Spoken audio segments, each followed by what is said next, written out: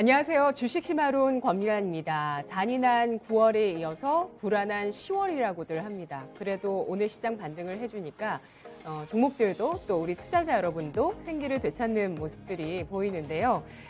주식으로 벌었을 땐 실력이 아니라 운이 좋다고 생각을 하고 또 손해를 봤을 때는 실력이 나빴다고 생각하라. 그런데 대부분은 그 반대로 생각한다. 제가 예전에도 한번 말씀드린 적이 있었는데 슈퍼개미 이정윤 세무사가 한 말입니다. 저는 이 말에 굉장히 공감을 하는 편인데요. 이번 장에 손해가 좀 커졌다면 나의 실력을 다시 한번 다 점검을 해보고 또 앞으로 다가올 상승장에 대비를 해서 오늘 키우는 습관을 들여보시는 것도 좋을 것 같은데요. 주식 투자 하루 이틀 하고 그만둘 거 아니니까 매 순간 배우고 또 복귀하고 점검하고 실력을 키우는 게 중요한 것 같습니다. 실력과 운을 키우는 것 투자자라면 꼭 해야 할 것들인데요. 저는 오늘 운을 키우는 습관에 대해서 몇 가지 좀 소개를 해드릴까 합니다. 운이 아침에 태어난다고 합니다. 그래서 이 아침 시간에 눈을 떠서 그 시간을 내가 어떻게 보내는지 무엇을 하는지 이게 상당히 중요하다고 하는데요. 아침에는 생기가 넘치고 행운을 부르는 아주 소중한 시간이라고 합니다. 아침에 마시는 물 한 컵, 또 아침 식사, 그리고 아침에 보고 듣고 읽는 것들 이런 것들이 나의 하루와 또 나의 인생의 운을 결정한다고 하니까요. 기분 좋아지는 아침 습관 만들어 보시는 거 좋을 것 같고요. 또 낡은 물건을 처분하는 게 오늘 끌어올리는 습관이라고 합니다. 이렇게 오래되고 잘 쓰지 않은 낡은 물건을 계속 쌓아두는 것이 운을 깎아내린다고 하는데요. 서랍안이나 뭐 장롱 이런 것들 잘 살펴보시면서 내가 안 쓰는 오래된 물건들이 있으면 바로 처분하는 것이 좋다고 합니다. 욕심 부리지 않고 노력하기, 바른 자세로 앉고 경쾌하게 걷기 이런 것들이 운을 끌어올린다고 하는데요. 자, 오늘 여러분도 이 중에서 한 가지는 좀 행동해 보시는 것도 좋을 것 같습니다. 자, 그러면 오늘은 어떤 주제가 여러분을 기다리고 있을까요? 화면으로 확인하시죠. 국내외 메타버스 시장 현황과 탑픽은 네, 오늘 메타버스에 대해서 이야기해 보겠습니다. 시장 조정을 받을 때 성장주 가운데서 크게 꿈틀꿈틀했던 분야가 그 가운데 하나가 바로 메타버스가 아닐까 싶은데요. 오늘 이 주제에 대해서 이야기해 주실 분 교보증권 영업부 윤여민 팀장입니다. 안녕하십니까? 네, 안녕하십니까? 네, 저희가 이전에 주식심화론에서 이 주제에 대해서 한번 다뤘었는데 최근에 다룬 게 8월 말이었어요. 네. 그때 메타버스 비긴즈 저자를 모시고 이야기를 좀 했었는데 그때 투자자분들의 반응이 메타버스 어렵다, 네. 잘 모르겠다 그런 반응들이 여전히 많으시더라고요. 오늘 좀 잘 알아볼게요. 메타버스에 대해서 정의를 해보고 메타버스가 각광을 받는 이유에 대해서 알아볼게요.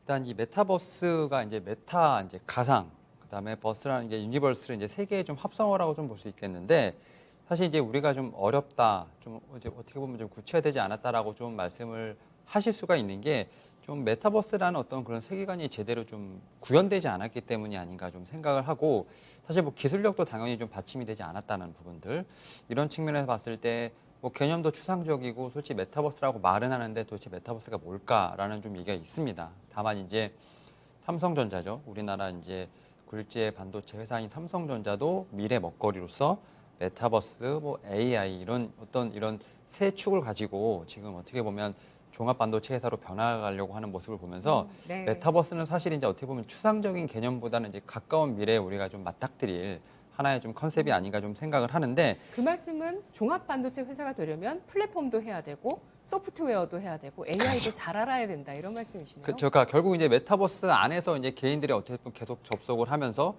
그 안에서 좀 생활을 해야 되는 부분이 있고 결국 이제 AI 같은 경우는 좀 인구가 줄어들면서 어떤 그런 부분을 대체할 수 있는 그런 것들 뭐 이런 부분들이 다 속해지면서 메타버스가 현재 우리가 뭐 생각하는 뭐 게임이나 이런 게 아니라 결국은 이제 세계 전체를 좀 지배하는 어떤 그런 하나의 컨셉이 되지 않을까 좀 생각을 하는데 네. 사실 이제 메타버스가 뭐 신개념은 아닙니다. 뭐 2000년대 초반에 좀 나왔던 개념이고 하지만 이제 앞서 말씀드렸던 것처럼 계속 좀 피부에 와닿지 않았던 부분이 있었는데 최근에 이제 게임을 시작으로 해서 조금씩은 이제 피부에 좀 와닿는 것 같아요. 특히 이제 로블록스가 좀 이제 뉴욕 증시에 상장을 하면서 이런 부분에 대한 이제 확 느낌이 왔다라고 볼 수 있을 것 같은데 그 로블록스 같은 경우는 이제 뭐 아시겠지만 뭐 레고에서 나올 법한 이제 좀 캐릭터를 가지고 그 캐릭터를 통해서 이제 다른 참여자들과 소통을 하고 그 안에서 이제 뭐 플랫폼을 좀 그러니까 그 안에서 좀 어떻게 보면 활동을 하는 플랫폼을 좀 구현하는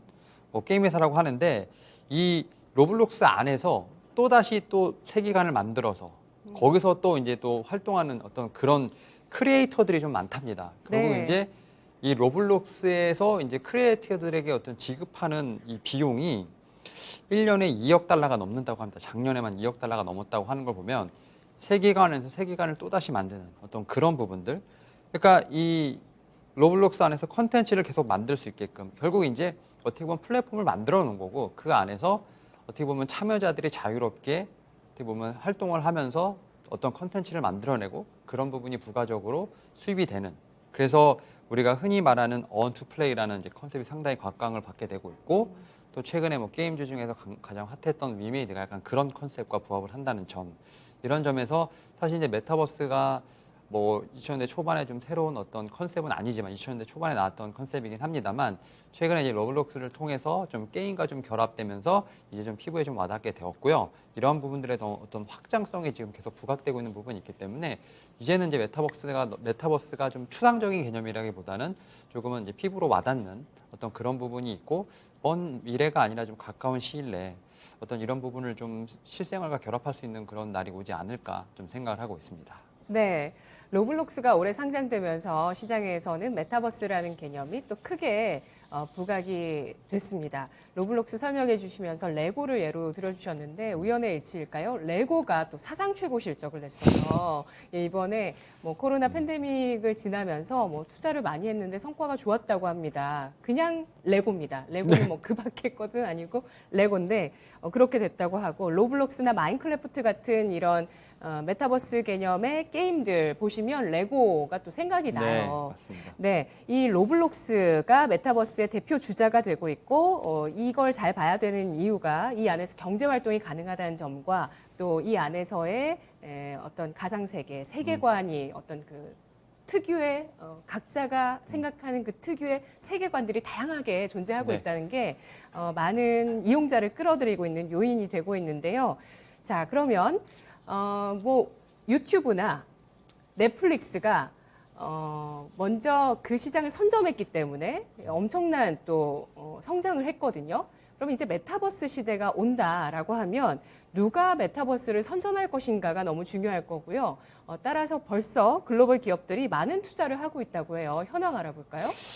일단은 메타버스 하면 우리가 이제 딱 떠오르는 게 뭐 AR, 뭐 VR, 뭐 5G 통신 이런 약간 그 안에서 기술을 좀 그러니까 플랫폼을 구현할 수 있는 기술, 그다음에 그 네트워크망, 또 그 안에 컨텐츠 뭐 이런 식의 여러 가지 좀 이제 개념들이 떠오르고 있는데 지금 뭐 AR, VR 관련된 회사들, 뭐 인피니티 오피스라든지 뭐 오클러스 같은 회사들 지금 상당히 진입을 빠르게 하고 있고요. 또 소셜 미디어의 호라이즌 같은 경우도 사실은 이제 어떻게 보면 진입을 하고 있는데 여기서 주목해 볼 만한 게 이제 페이스북이라든지 마이크로소프트 그다음에 엔비디아 같은 경우도 지금 메타버스를 지금 투자하고 있는 상황이라 말씀드릴 수 있을 것 같습니다. 특히 이제 마이크로소프트 같은 경우는 이제 혼합 현실 플랫폼 메쉬를 좀 출시를 했고 그다음에 엔비디아 같은 경우는 뭐 3D 협업 플랫폼 엔비디아 옴니버스를 좀 계속해서 관심 갖고 투자를 하고 있는 부분이 있기 때문에 사실 어떻게 보면 이제 미국의 좀 테크 관련된 종목들은 대부분 이제 메타버스에 참여를 하려고 하는 모습 보이고 있다 말씀드릴 수 있을 것 같고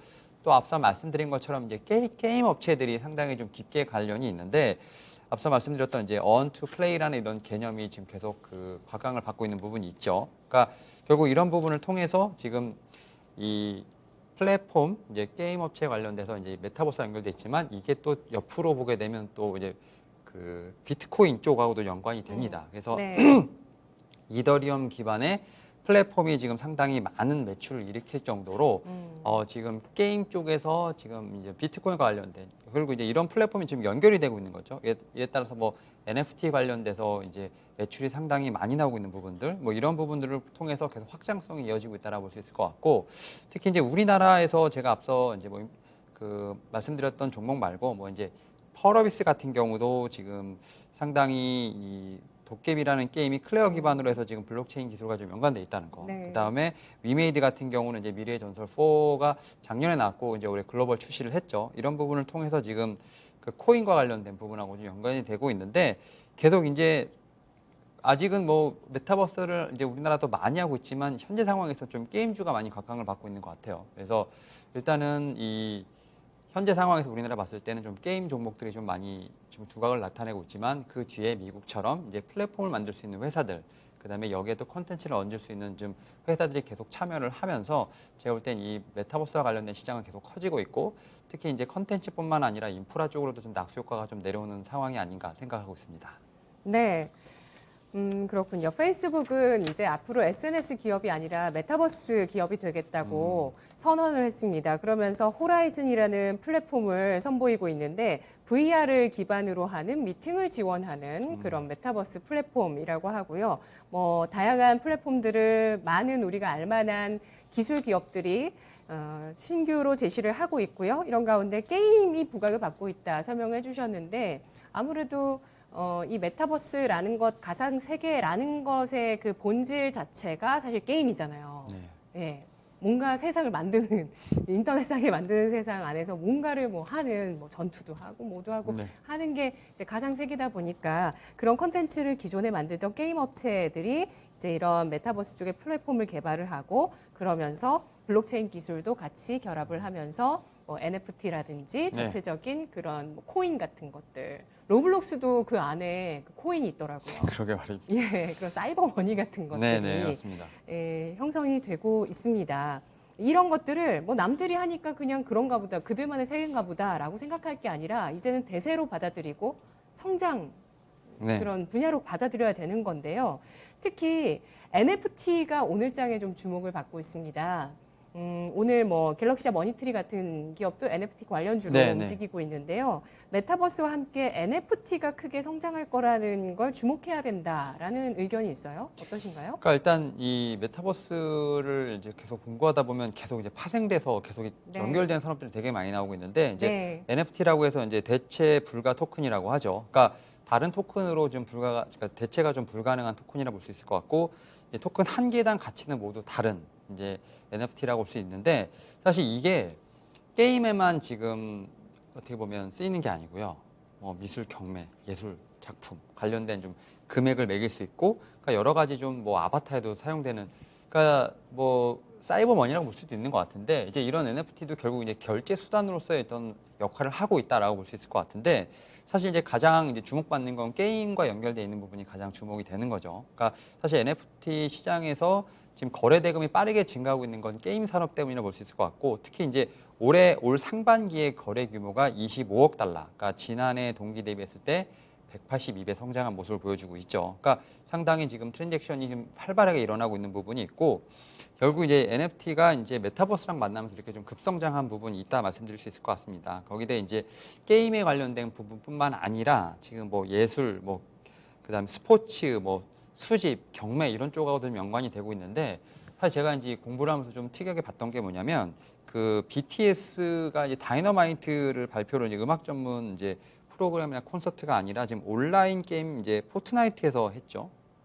그러니까 결국 이게 뭐냐면 메타버스 공간에서 신곡을 발표를 한 겁니다. 결국 이제 그 가수들이든지 엔터테인먼트 같은 경우도 지금 이제 메타버스 플랫폼 안으로 들어와서 지금 하고 있는 부분이 있기 때문에 제가 볼 때는 이 메타버스 안에서 NFT 같은 경우는 좀 필수적인 그 요소가 아닐까 좀 생각을 하면서 결국 이제 이 메타버스와 NFT 시장 같은 경우 상당히 밀접한 연관이 있고 같이 좀 커가는 어떤 시장으로서 봐야 되지 않나 생각을 하고 있습니다.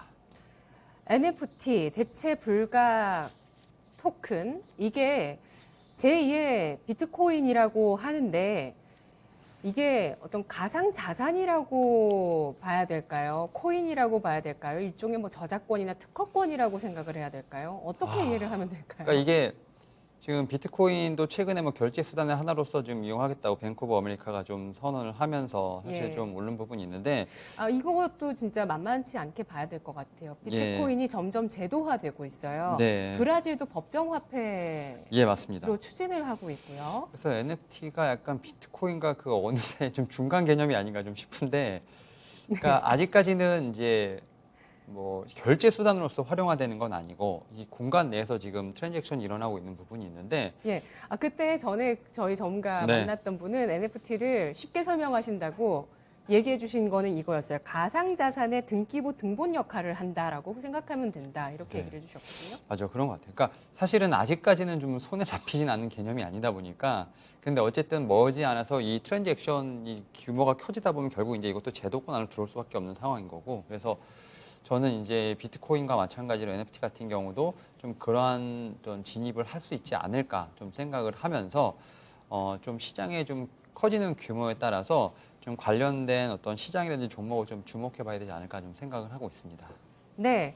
게임 쪽에서 이렇게 메타버스를 하면서 블록체인 개념을 적용하게 되고 또 그 안에 내부적으로 유통하는 그런 코인들이 생기다 보면 이게 비트코인이나 이더리움, 알트코인 이런 것과 동반 성장을 하는 개념이라고 봐야 될까요?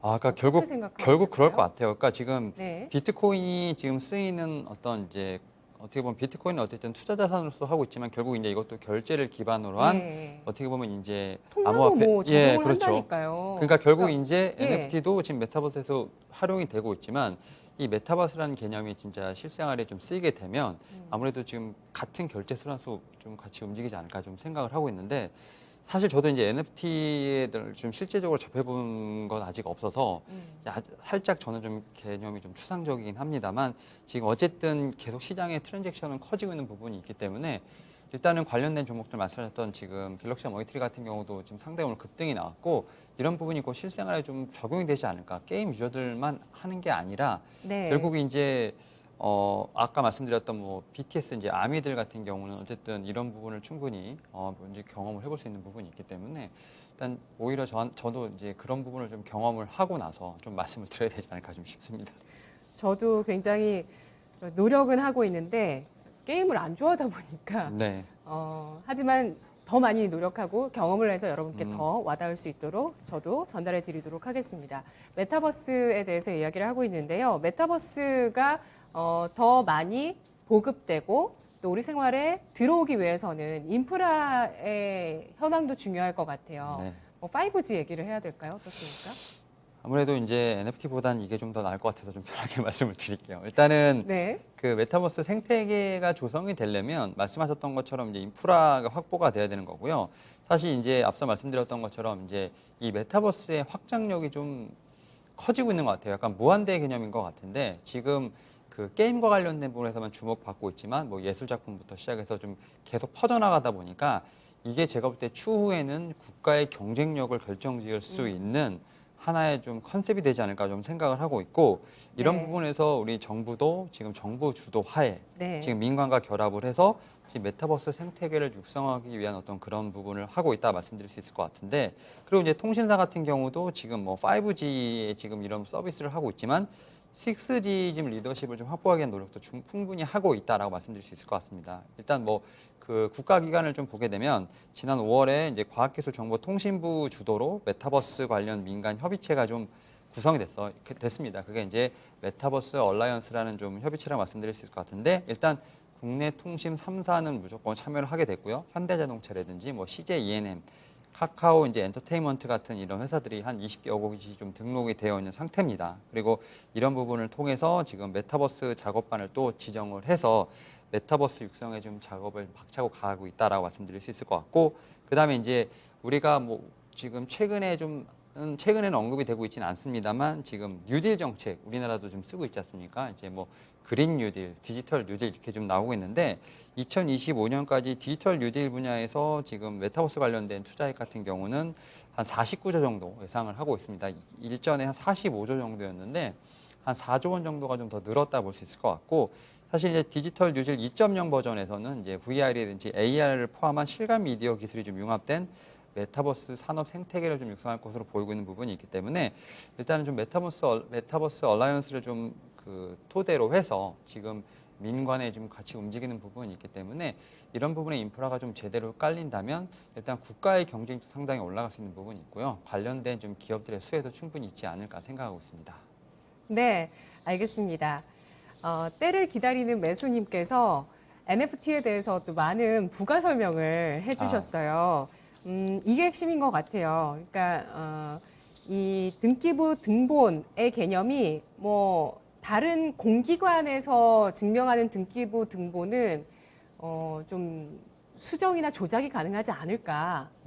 뭐 말하자면 뭐 그럴 수도 있죠. 근데 이게 IT 기술을 기반으로 해서 그러한 조작 자체가 불가능한 그런 자산을 만들어낸다는 게 NFT의 개념이고 또 결국에 그런 코인 쪽, 가상 자산 또 역시 사금융을 끼지 않는 어떤 그 거래가 가능한 그런 개념이거든요. 코인이거든요. 이거 너무 추상적이죠. 어렵습니다. 예, 근데 이거 핵심은 맞는 것 같아요, 확실히. 그러니까 어떤 개인과 개인 간의 그런 금융 거래나 이런 NFT라는 것을 통해서 뭔가 거래를 했을 때 조작이 불가능하다라는 그 IT 기술을 통해서 블록체인 기술 이런 것들에 대해서 얘기를 하는 내용인데요. 자, 그렇다면 메타버스가 이제 국가의 경쟁력을 결정지을 수도 있다 이렇게 판단을 해주셨는데 메타버스 관련한 토픽을 알아보도록 하겠습니다. 뭐 우리 콘텐츠는 너무 진짜 잘 만들잖아요. 플랫폼도 뭐 네이버 제페토가 그래도 또 메타버스 플랫폼 중에서 또 아시아에서 굉장히 이용자 수가 많고요. 앞으로 우리 좀 크게 부각받을 수 있을 만한 종목은 뭐가 있을까요? 일단은 게임주는 좀 많이 부각을 받았고 최근에 네. 그다음에 말씀하셨던 컨텐츠 쪽으로 이제 뭐 네이버나 이런 종목들도 충분히 좀 부각을 받았기 때문에 다음 타자가 뭘까라는 좀 생각을 해봤습니다. 이런 측면에서 봤을 때 좀 인프라 쪽이 좀 되지 않을까 좀 생각을 하고 있고 그런 측면에서 뭐 통신사 좀 하나 갖고 왔습니다. 바로 KT라는 종목을 갖고 왔는데 사실 뭐 최근에 좀 장도 많이 어려웠기 때문에 좀 방어주의 개념도 충분히 좀 가지고 있다는 측면에서 좀 적절한 시점에 가져오지 않았나 좀 생각을 하고 있고 사실 이제 KT 같은 경우는 이제 메타버스와 관련된 좀 설명을 해드리면 지금 국내 기업 중심으로 메타버스 원팀을 좀 구성을 했습니다. 특히 지난 5월에 좀 9개의 기업과 한국가상증강현실산업협회에서 이제 함께 좀 협동을 해서 메타버스 원팀을 좀 결성을 했고요.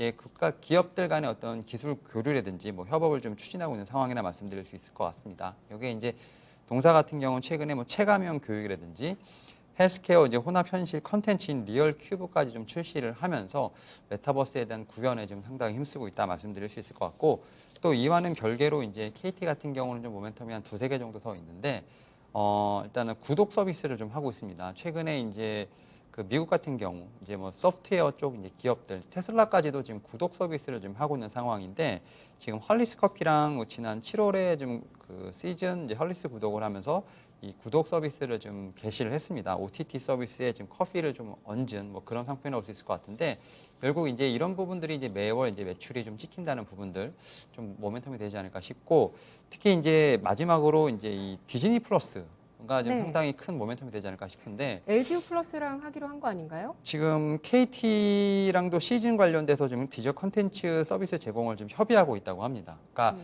아직 확정된 건 아니고 이게 지금 디즈니 플러스가 상당히 유료 구독자 수가 빠르게 올라가고 있어요. 그러니까 넷플릭스를 좀 뛰어넘는 지금 신규 가입자가 좀 나오고 있는 상황이기 때문에 지금 이제 디즈니 플러스 같은 경우는 이 컨텐츠가 상당히 막강하다 볼 수 있죠. 뭐 지금 남자분들도 그렇고 지금 어떻게 보면 영화라든지 뭐 디즈니 관련돼서 좀 상당히 그 열광할 수 있는 컨텐츠들이 많기 때문에 이런 컨텐츠를 분명히 KT에 얻는다면 또 다른 어떤 유료 구독자 수가 좀 늘어나게 되는 부분이 분명히 있고요. 이런 부분을 통해서 좀 상승에 대한 모멘텀이 충분히 있기 때문에 현재 상황에서 KT 같은 경우 좀 안정적으로 보유할 수 있는 또 이제 메타버스와 관련된 부분에서도 충분히 시세가 나올 수 있는 종목이 아닐까 생각을 하면서 오늘 좀 안전한 종목 가지고 와봤습니다. 네, 혼합현실 콘텐츠 리얼 큐브는 플랫폼인가요?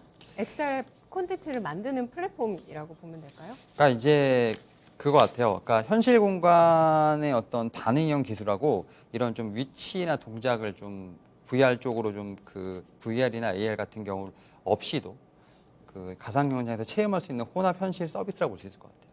그러니까 서비스? 네, 그러니까 뭐냐면 그 현실에서 어떻게 보면 운동을 하는데 네. 그런 부분들이 이제 가상의 현실과 이제 좀 같이 연합이 되면서 이게 예전에는 뭐 VR이나 AR 이렇게 끼고 하는 게 아니라 그냥 하면서도 그런 부분을 좀 그 리얼하게 좀 그 가상에서 구현할 수 있는 어떤 그런 서비스이기 때문에 지난 6월에 지금 어린이 운동회를 개최하면서 지금 처음으로 좀 시연을 했다고 합니다. 그래서 아무래도 지금 이제 코로나19로 인해서 좀 모여서 하기 힘든 상황이다 보니까 이제 각자 좀 따로 떨어져서 할 수 있는 어떤 이런 부분을 메타버스에 하나에 좀 묶어서 할 수 있다 보니까 이런 측면에서 조금씩 이제 어린이, 특히 이제 그리고 고령 같은 경우는 어떻게 보면 이제 치매 치료나 이런 쪽으로도 좀 활용이 된다고 하니까 네. 일단은 좀 이런 부분의 활성화를 좀 더 지켜볼 수 좋지 않을까 좀 생각을 하고 있습니다. 네, 알겠습니다. XR 혼합 현실의 다양한 서비스들 이런 것들도 역시 메타버스의 한 가지 그 부류 서비스라고 보실 수 있고요. KT 쪽에서 메타버스 원팀으로 포함이 되면서 여러 가지 이 메타버스 관련한 서비스를 시도하고 있습니다. 우리 때를 기다리는 매수님께서 NFT에 대해서 그림이나 음악 등 이런 것들을 대체 불가 토큰 블록에 등록시켜서 거래를 시키는 겁니다. 예, 이렇게 설명해 주시면서 복제 못하는 코인의 블록체인에 등록시켜서 소유권을 증명하는 것입니다. 라고 풀어서 설명을 해 주셨고요. 앞으로 주식도 이렇게 토큰화 될 것으로 봅니다. 라고 전망을 해 주셨네요. 첫 번째 메타버스에 대한 주제 알아봤습니다. 오늘 주식심화론 두 번째 주제 이어가 볼게요. 제약바이오 전망 및 투자 전략은 네, 위드 코로나 시대 그리고 또 코로나의 이 상황을 반전시키는 게임 체인저로 경구용 치료제 머크사의 제품이 주목을 받고 있고요. 또 그동안 시장이 하락하면서 성장주가 좀 많이 타격을 받았습니다. 제약 바이오주 가운데 낙폭 과대주도 많이 들어 있습니다. 그러면서 시장에서 또 제약 바이오 섹터에 대해서 다시 또 보자라는 의견들 나오고 있는데 먼저 경구용 치료제 현황들에 대해서 살펴보겠습니다. 앞으로 추이 어떻게 전망하시나요? 지금 제약바이오는 참 힘듭니다. 힘든데 일단은 그 머크사가 경구용 이제 코로나 치료제에서 긍정적인 3상 중간 결과를 좀 발표를 했죠. 특히 이제 그 외래 환자가 5일 투약을 한 후 입원했을 때 입원 가능성이 50% 감소했고 투약군 중에 사망자도 없다고 지금 발표가 나왔습니다. 근데 이제 이 발표가 나온 이후에 치료제 개발 기업과 이제 항체 이제 치료제 이제 백신 기업의 주가가 좀 상반되게 나뉜 모습을 좀 보여주고 있는데 일단 뭐 경구용 치료제 뭐 머크사를 비롯해서 여러 가지 이제 관련된 회사들은 상승이 나왔지만 이제 항체 치료제라든지 백신 관련된 종목들 뭐 노바백스 같은 경우는 좀 상당히 안 좋은 흐름이 나왔는데 일단은 경구용 치료제 같은 경우는 여러 가지 측면에서 의미가 좀 있다 볼 수 있을 것 같아요. 일단은 바이러스 노출에 대한 예방 목적으로 환자의 좀 어떤 대상으로 하는 부분이 있기 때문에 예방에 대한 치료도 분명히 있지 않을까 좀 생각을 하고 있고 일단 복용이 상당히 편리하고 그다음에 접근성이 용이하기 때문에 그리고 이제 비용도 상체 치료제에 비해서 3분의 1 정도밖에 되지 않는 상황입니다. 이런 측면에서 봤을 때 지금 이런 경구용 치료제가 좀 출시되면서 어떻게 보면 친종 인플루엔자에 대한 해법을 제시했듯이 이 경구용 치료제 같은 경우도 코로나19의 하나의 좀 치료제가 되지 않을까 뭐 이런 측면에서 봤을 때는 대안이 되지 않을까 좀 생각을 하고 있는데 이건 어떻게 보면 이제 의학적인 측면에서 봤을 때는 이런 부분이 있고 이런 부분이 좀 이제 주가적인 측면에서 봤을 때는 좀 상당히 머리 아픈 어떤 지금 상황을 좀 초래하고 있다 말씀드릴 수 있을 것 같습니다. 네. 주변에 경구용 치료제 개발 모멘텀을 주목하면서 머크를 사신 분이 계세요. 네. 근데도 머크가 이제 효능이 있다 이런 발표가 이번 주에 나왔잖아요. 네. 근데 보유하시면서도 미리 사신 거예요. 근데 보유하시면서도 약간 마이너스 중이신데 두려움에 떠시더라고요. 이게 앞으로 더 갈지 확신이 없으시던 것 같더라고요. 경구용 치료제 머크사의 주가 전망도 좋고요. 경구용 치료제 관련해서 또 여러 개발을 앞두고 있는 그런 기업들도 국내에 이제 네. 기대감이 있는 종목들이 있잖아요. 이 경구용 치료제 종목이 또 한 차례 엄청난 랠리를 펼칠 수 있을까요? 참 제약바이오 힘듭니다. 그 지금 말씀하셨던 것처럼 네. 경구용 치료제 지금 한번 시세가 좀 이제 해외에서 좀 나왔고 근데 사실 이제 우리나라 같은 경우는 치료제도 치료제지만 백신 관련된 종목들이 훨씬 더 많은 상황이었고 치료제는 이제 셀트리온이 좀 대표적인 종목이라 말씀드릴 수 있을 것 같은데 사실 이 발표가 나오고 지금 우리나라 종목들은 대부분 다 어제까지 급락을 했죠. 그리고 일단은 오늘 좀 반등이 나오고 있는 부분이 있는데 일단 경구용 치료제 관련돼서는 분명히 시세가 한 번에 끝나지는 않을 것으로 보고 있어요. 뭐 여러 번의 좀 시세가 나올 것 같은데 그 타이밍을 잡는 건 상당히 어렵지 않을까 좀 생각이 나오고 있고 사실 이 제약바이오를 제가 이제 말씀을 드리면서도 계속 좀 약간 한숨이 나오는 부분 중에 하나가 뭐냐면 이 제약바이오가 좀 그 특성이 좀 가늠하기 힘든 특성이 좀 있어요. 뭐냐면 이 코스피에서도 한 10% 정도, 그다음에 코스닥에서도 한 30% 정도가 이제 제약바이오 기업인 건 맞아요. 그러니까 전체 비중에서. 예. 그러니까 관련 기업으로 좀 추정이 되고 있기 때문에 코스닥에서는 이 비중이 작지 않아요. 30%면 상당히 큰 거죠. 근데 이제 그러니까 그러다 보니까 코스닥 같은 경우 뭐 2차 전지 쪽이 많이 올라오긴 했습니다만 여전히 이제 1조 이상의 시가총 1조 이상의 좀 그 종목을 소팅해 보면 제약바이오 상태가 여전히 좀 많습니다. 근데 이 제약바이오 같은 경우는 조금 밸류 체인을 계산하기가 좀 힘들어요. 그러니까 반도체 같은 경우는 뭐 전공정, 후공정 이렇게 딱딱 있는데 네. 제약바이오는 사실은 약간 개별적인 각계전투라고 보면 돼요. 그러니까 밸류 체인이 따로 있는 건 아니고, 그러니까 뭐 경기가 호황이면 전방 수요가 증가하고 제품이 증가하고 그래서 따라서 원재료나 중간값 수요가 증가하고 이래서 관련 어떤 기업들의 증가하는 이런 좀 그 제조업의 어떤 밸류 체인을 따라가지 않는다는 거죠. 그러니까 바이오 같은 경우는 뭐 예를 들어서 신약을 개발을 하는데 내가 뭐 폐암이나 간암이나 뭐 유방암 이렇게 하면 암과 관련된 부분은 맞지만 타겟 시장은 다 다른 거예요. 그러니까 폐암과 간암과 그러니까 다 다른 거예요. 그러니까 그냥 타겟 시장이 아예 다른 겁니다. 그러니까 암과 관련돼서는 신약으로 볼 수 있겠지만 네. 스페시픽하게 들어가게 되면 다 그냥 개별적인 종목이라는 거죠. 그래 따라서 결국은 모멘텀 하나하나에 지금 종목들이 다 개별적으로 반응을 하다 보니까 근데 그거를 투자를 하려면 그 분야에 대해서 얼마나 또 깊게 공부를 해야 되겠어요. 그게 그렇죠. 참 어려운 점인 것 예. 같아요. 그리고 일단은 제약바이오를 좀 이렇게 대표할 만한 지표가 없어요. 그러니까 지표, 뭐 제조지표 이런 것처럼 제약바이오는 어. 지표가 없어요. 아, 그냥 그러다, 잭팟인 거죠, 뭐 바이오주는. 네, 그래서 예. 산업에 대한 어떤 흔히 얘기해서 분석보다는 예. 개별 이슈에 집중한다는 측면에서 봤을 때 말씀하셨던 것처럼 경구용 치료제 움직일 수 있겠지만 결국 개별적인 또 종목을 또 계속 다 봐야 되는 상황이라 말씀드릴 수 있을 것 같아요. 그래서 사실은 이 제약바이오 섹터 지금 이제 어제 그저께 지금 화요일, 수요일 급락이 나왔을 때 사실은 왜 급락이 나왔나라는 생각이 좀 들 정도로 좀 되게 아이러니했거든요. 뭐 셀트리온 같은 경우는 그 레키노라주에 약간 좀 실망 매물이 있고 그다음에 좀 머크사가 어떻게 보면 이제 치료제가 나왔다 하더라도 아직까지 뭐 셀트리온도 지금 개발을 하고 있는 상황인데 거의 30%가 가까이 빠지면서 아 이렇게까지 빠져도 되나 이런 생각이 좀 들더라고요. 근데 이제 또 한편으로는 이 생각은 들었습니다. 아 이제는 매수를 해봐도 되겠다. 하지만 많이 어렵다라는 생각이 좀 계속 들고 있습니다. 네. 제약 바이오주. 워낙 그 모멘텀이라고 할 수 있는 그 각종 기업들의 어떤 그 내용들이 각 분야별로 굉장히 깊이 있게 공부를 해야 파악할 수 있는 부분이 있는 데다가 이 바이오 제약이라는 분야가 양대 시장에서 꽤 많은 비중을 차지하고 있지만 이 분야에 대해서 제대로 알 수 있는 핵심 지표가 없다라는 점이 분석에 있어서 굉장히 어렵다라고 말씀을 해주셨고요. 각계 전투라는 점, 밸류 체인이 형성되어 있지 않다는 점, 이런 부분도 좀 어려운 분야다라는 설명으로 또 내용을 전해주셨는데요. 바이오 분야 수출 지표 있잖아요. 네. 예, 최근에 뭐 그런 분야는 좋습니다. 뭐 진단키트, 바이오 네. 시밀러 이런 쪽은 수출 지표는 좀 좋긴 했습니다. 제약 바이오 섹터 매매 전략 한번 세워볼게요. 일단은 좀 이 앞서 말씀드린 것처럼 제약바이오 섹터의 좀 특성을 좀 아시면 좋을 것 같고 대부분 제약바이오는 실적이 크게 의미는 없습니다. 대부분 이제 R&D 뭐가 의미가 있을까요? 실적의 의미가 없다면. 실적도 별로 의미가 없는 것 같고 네. 포워드 PR도 의미가 없는 것 같습니다.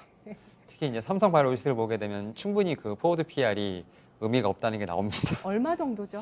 지금 삼성바이오로직스 2021년 포워드 PR은 145배인데 지금 쳐보면 거의 뭐 200배까지 넘어가는 수준이기 때문에 사실 좀 말이 안 되는 좀 어떤 밸류를 가지고 있다 말씀드릴 수 있을 것 같은데 사실 결국 이제 그 제약바이오는 결국은 임상에 대한 부분들, 네. 임상에 대한 부분을 좀 봐야 되는데 예. 사실 기술의 가치를 평가하기도 살짝 좀 힘들어요. 네. 그러니까 왜냐하면 임상을 통과를 해서 그 신약이 나왔을 때 현재 시장에서 경쟁사 혹은 그 판매되고 있는 약을 기준으로 해서 밸류를 계산하는 거죠. 그래서 이 신약이 나오게 된다면 이 정도의 금액을 받게 되고 이 금액을 통해서 얼만큼의 시장 점유율을 가져가게 되고 그러면 이제 이 회사를 거꾸로 이제 시총을 평가하다 보니까 결국은 지금 현재 상황이라기보다는 미래를 가정을 해서 계산을 하게 되고 그런 부분이 시가총액으로 좀 반영이 되다 보니까 뭐 기술에 대한 부분도 사실은 큰 의미가 없다라고 볼 수 있을 것 같고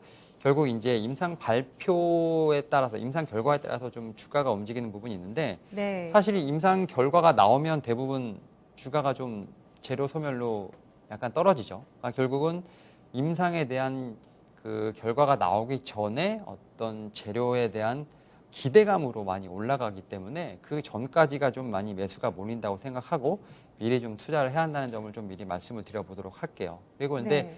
큰 흐름으로 보게 되면 이제 제약바이오 섹터 같은 경우는 올해 조금 힘들었어요. 왜냐하면 작년에 너무 많이 올랐거든요. 그러니까 작년에 말씀하셨던 것처럼 진단 키트라든지 백신에 좀 약간 랠리가 나오면서 좀 급등에 대한 피로감은 좀 충분히 있는 것 같아요. 근데 이렇게까지 조정이 나올 거라고는 예상을 못했는데 어쨌든 작년부터 이어오던 랠리가 올해는 좀 상당히 좀 실종이 됐다. 그래서 상반기에 좀 코스피 어느 정도 좀 이렇게 물론 지금은 좀 많이 조정을 받고 있지만 상반기에 코스피가 어느 정도 좀 선방을 할 때 유일하게 제약바이오 섹터만 오르지 못했다 네. 말씀드릴 수 있을 것 같고 그래서 8월 들어서 다시 네. 좀 꿈틀대고 반등하기 시작할 때 상반기에 쉬었기 때문에 이제는 또 다시 갈 것이다. 이런 논리가 시장에 나왔었잖아요. 근데 또 다른 한편으로는 이제 제약바이오는 여전히 고점이다라는 논리도 있습니다.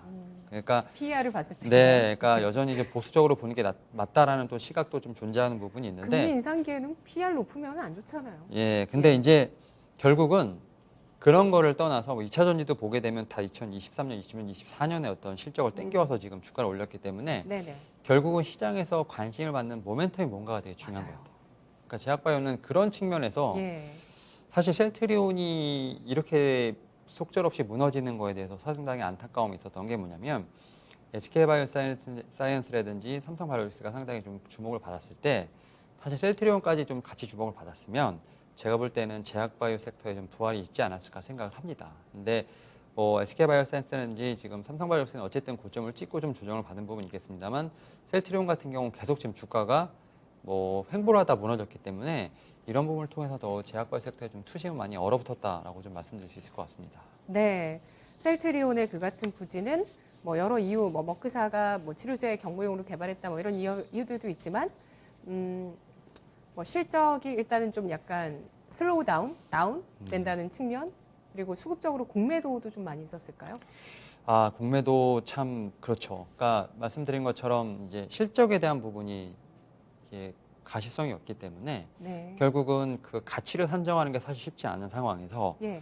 일단은 이 가치가 너무 높다라고 판단이 되면 외인들 같은 경우는 이제 없는 주식도 빌려다가 공매도를 치게 되는 상황이 되고 사실은 뭐 공매도 관련된 뉴스가 어제 나왔었죠. 뭐 정정보다 나왔지만 어제 나온 뉴스로 보게 되면 5월부터 공매도를 친 금액이 뭐 230조가 넘었다. 뭐 오늘 27조로 이제 10분의 1로 주는 정정 기사가 나오긴 했습니다만 상위권에 뭐 삼성전자, SK하이닉스 있었지만 뭐 셀트리온, 뭐 HLB 같은 종목들도 뭐 공매도 여전히 단골 손님이죠. 그런 종목들이 있다 보니까 제약바이오 쪽에서 제가 볼 때는 공매도도 한몫을 한 것 같아요. 주가 하락을 좀 막는 그런 측면에서 봤을 때 조금은 답답한 어떤 이런 흐름이 조금은 지속되지 않을까 생각하고 있습니다. 네. 제약바이오 어쨌든 이렇게 태생적으로 뭐 변동성이 크고 그리고 어떤 뭐 확실한 재료나 확실한 실적 기반으로 해서 가는 섹터가 아니라는 점은 인정하고 다만 또 주가가 몇 배 갈 종목을 지금 한번 골라보면 어느 쪽이 될까 했을 때 또 그래도 제약바이오에서 골라봐야 되지 않냐 이렇게 생각하시는 분들도 분명히 많이 계세요. 왜 웃으세요? 맞는 생각입니다. 맞죠? 네. 동의하시나요? 예. 네.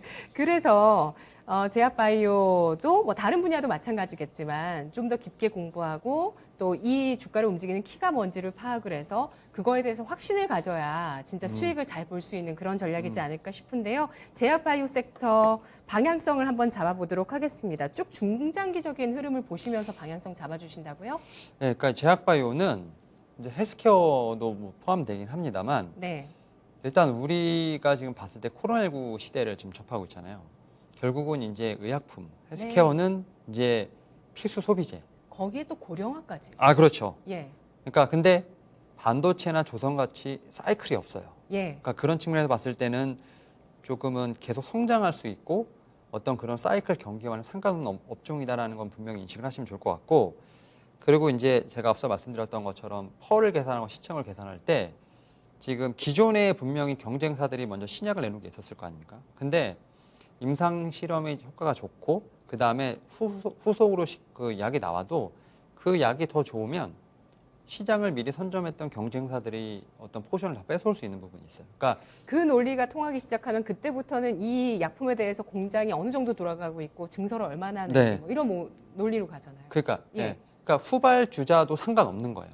약의 음. 효과가 더 좋으면. 그러니까 음. 선점의 효과가 있는 게 아니라 이거는 이제 약이 좋으면 시장을 장악할 수 있다는 논리가 있기 때문에 후발 주자에도 상관이 없다라고 볼 수 있을 것 같고 결국 네. 그 측면에서 봤을 때 고성장이 가능하다라고 말씀드릴 수 있는 것 같은데 이제 단기적으로 보게 되면 제가 말씀드렸던 것처럼 이제 제약바이오가 한번 터닝업을 하려면 계기가 있어야 돼요. 근데 지금 보게 되면 한 2015년에 봤을 때는 이제 한미약품이 이제 상당히 좀 랠리를 이끌었어요. 그때 기술 이제 수출.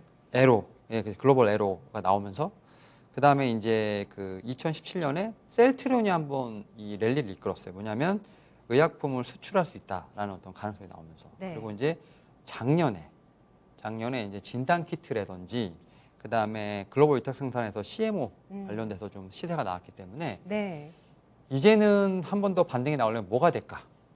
이제 생각을 해보면 이제 우리나라에서 만든 신약이 글로벌 이제 마켓시어에서 좀 탑급으로 올라가는 뭐 그런 좀 계기가 있을 때 좀 올라가지 않을까 생각하고 있어요. 그러니까 결국 이제 에러도 하고 이제 다 됐지만 결국 이제 우리가 만든 신약이 신약에서.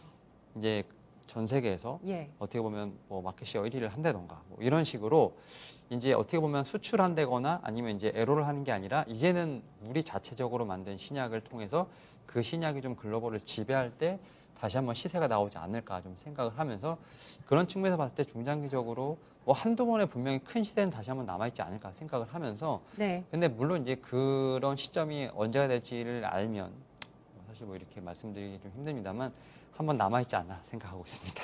알겠습니다. 자, 그럼 국산 신약 중에서 글로벌의 탑급에 올라설 수 있을 만한 신약을 개발하고 있는 그런 기업 있을까요? 제약바이오즈 탑픽 꼽아주시죠. 이미 지금 FDA 승인을 받아서 미국에 직접 판매하는 회사가 있습니다. 그리고 이제 SK 바이오 팜이라고 하는 회사라고 말씀드릴 수 있을 것 같은데 국내 유일하게 자체 개발 뇌전증 신약을 지금 개발해서 판매를 하고 있는 회사입니다. 이제 엑스코프리라는 회사인데 지금 미국에서 시장 침투를 제대로 하고 있고요.